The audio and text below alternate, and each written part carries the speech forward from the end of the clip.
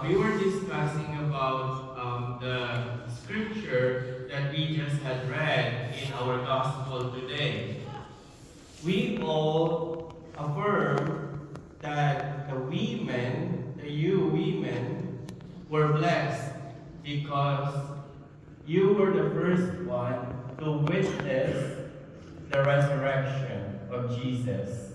It was mentioned that when Mary Magdala went there to put more perfume in the body of Jesus, Mary Magdala, a woman, she saw that the tomb is empty. But there is this priest who said, actually, that's a blessing that the women were the first one to witness the resurrection of Jesus. But at the same time, there's a purpose for the women to be the first one to witness the resurrection. And he said, so that the news will spread quickly.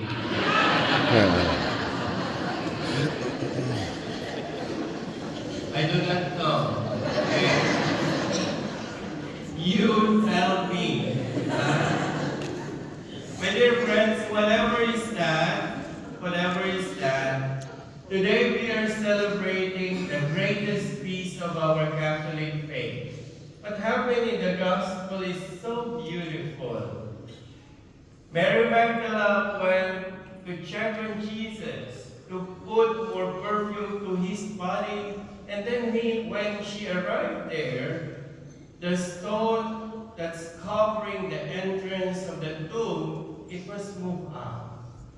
And then she panicked. She went ahead, ran.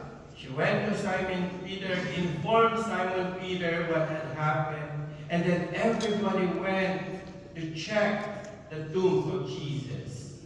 The thing is, they did not see anyone. They did not see anyone.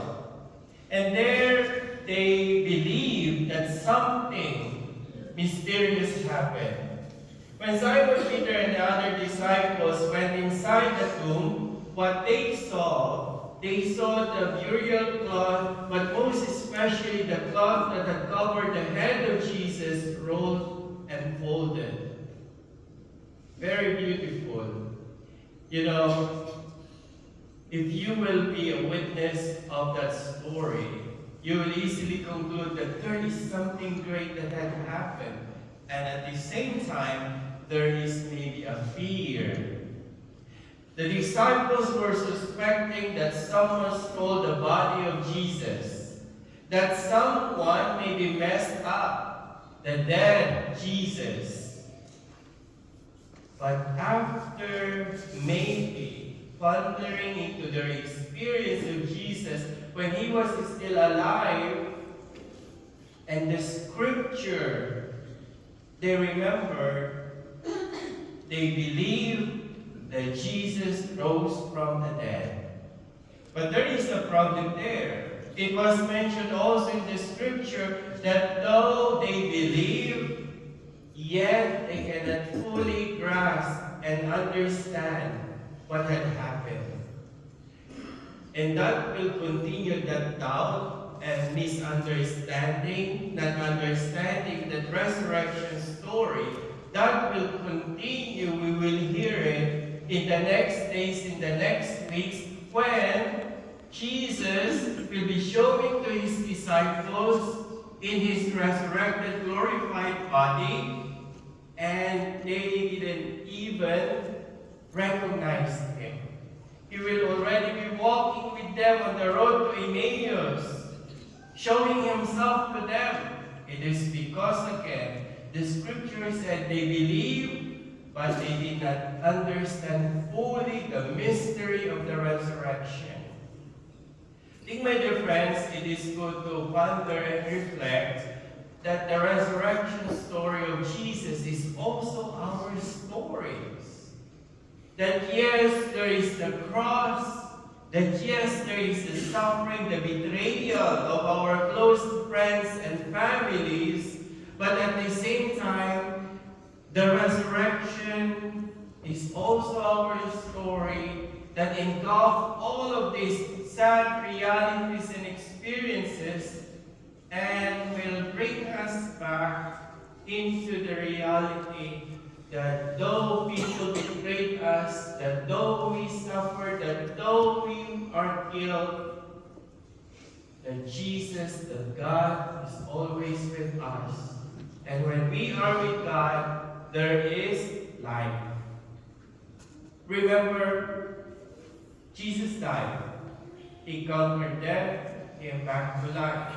And we preach that those who believe in Jesus will also be resurrected and will have life. That is the beauty of the resurrection, my dear friends.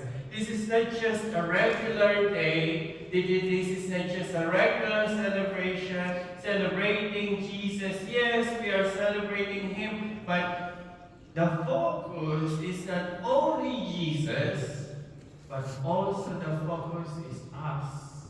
Because we are also sharers of this resurrection story. That we are also sharers of this beautiful event in the life of Jesus. And we are assured that if we believe in Him, we will have life. You know, after my homily, we will have the renewal of our baptismal promises. And we will continue to renounce Satan, and we will continue to believe in God.